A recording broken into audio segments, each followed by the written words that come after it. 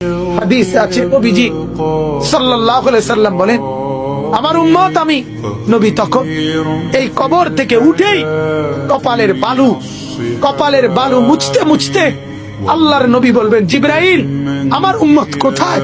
আমাকে নেওয়ার জন্য আসে নাই নাকি তারা জাহান্নামে চলে গেছে?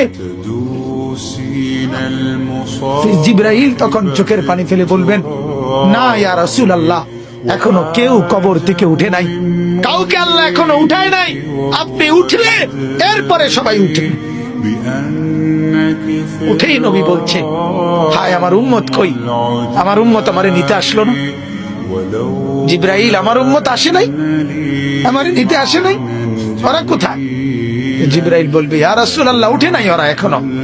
আপনি উঠলে এরপরে আল্লাহ সবাইকে উঠাবে। অতএব বাজান, আমি অনুরোধ করছি, জীবন বদলান, জীবন সুন্দর করেন, চেহারা সুন্দর করেন, আখলাক সুন্দর করেন, প্রত্যেকেই ফিকির করেন।